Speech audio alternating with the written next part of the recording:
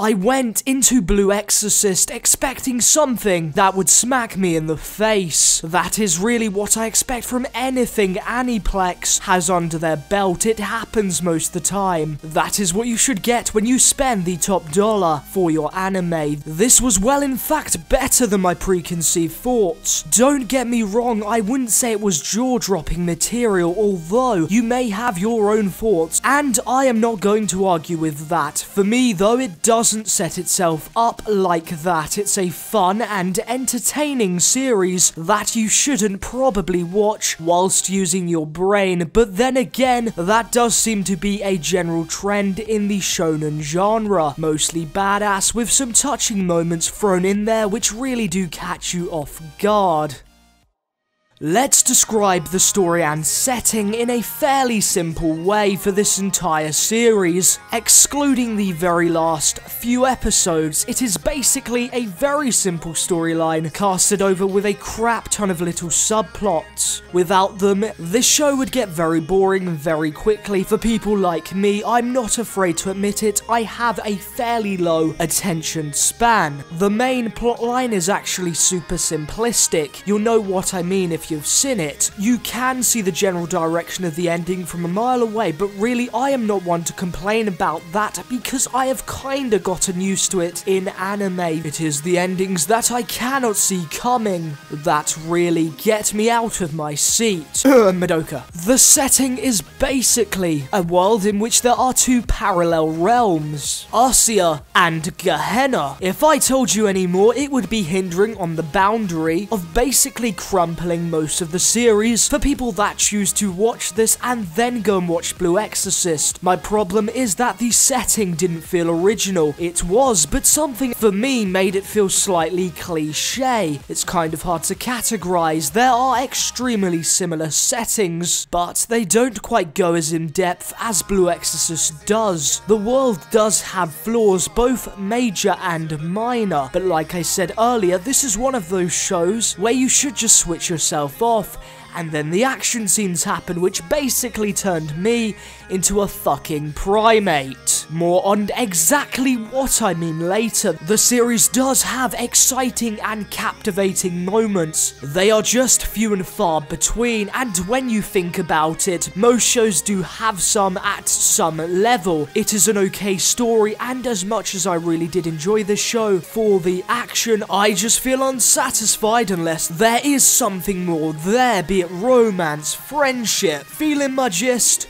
Friendship does play a massive role, but it didn't cut it for me. I know I'm a harsh one, but to be honest, I didn't feel the messages at all. I can't really say that it was amazing because I'm a reviewer. It is my job to rip the show apart. If you want to get a rough idea of if you will enjoy this or not, it has many similarities to Soul Eater as well as a variety of other shonens. Although it is actually fairly different in some ways, the fundamentals are extremely similar. To sum up Blue Exorcist, it just needed to not even go an extra mile, just about a few inches really.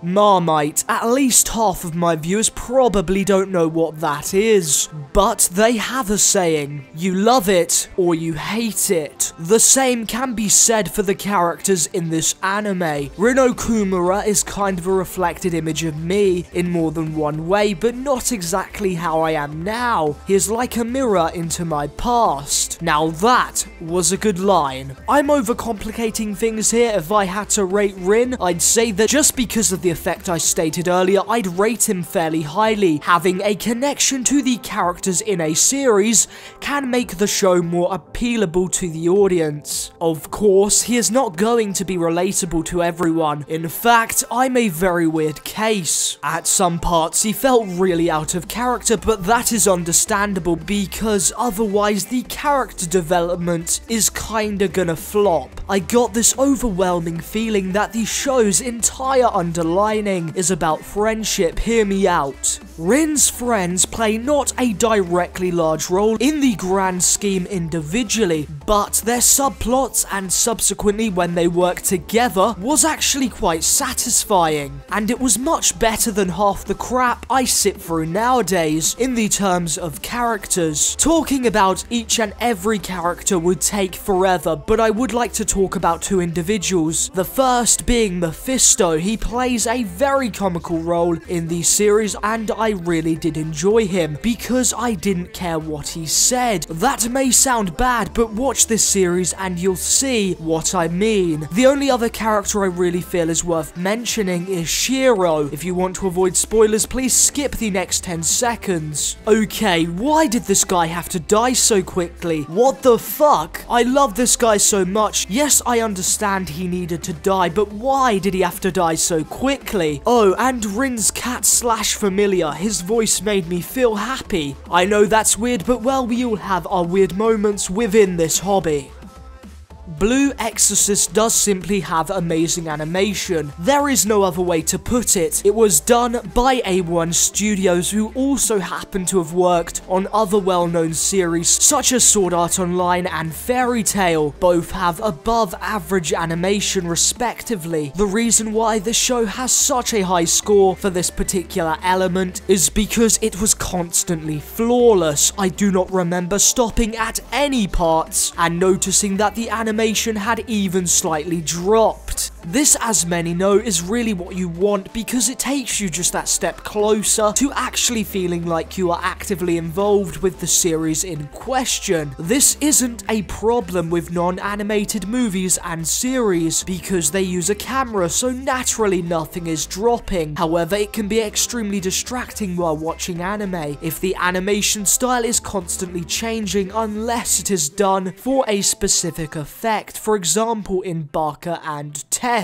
The character design animation was actually very well done. You could distinctly recognize each character, which of course is a plus. They all generally had very differentiating designs, allowing the anime to have some spice in terms of character design. I want to draw your attention now to the perfectly coordinated fight scenes, one of the sellout points for the entire series, and ultimately why I'd recommend this to absolutely any action buff. They really made you jump out of your seat, especially if you decide to marathon this series. Nothing hit me better than when Rin was kicking ass, or even when someone else was kicking his ass. As far as I'm concerned, it looked great. Some say he was overpowered, and I'd agree with you, but let's be honest, it did lead to some of the most intense fight scenes I've ever even seen in anime.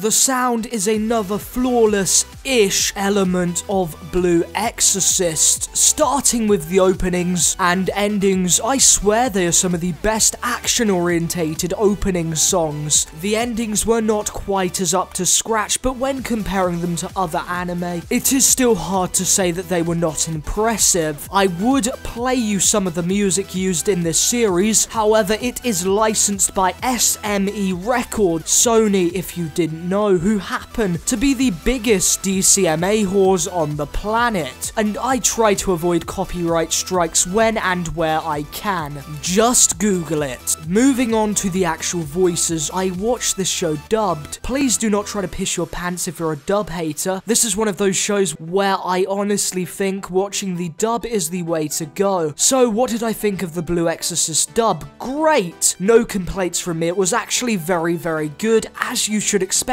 really. Rin had a very suiting voice for his character, which did get slightly annoying at times, however so did his character, so it ended up linking very well. Shiro also had a great voice, and while I wouldn't say Rin's friends had great voices, they certainly fitted well. The only voices which I really felt were specifically out of place were some of the minor roles, as in some of which did not even have a name mentioned, so they really are not that important, but you just looked at them and thought, they'd probably not sound like that. I get that a lot in anime, specifically with Sentai. Let's not even go there. Sorry about the lack of talking about the Japanese voices, I just don't really have time to go and watch Blue Exorcist again in sub.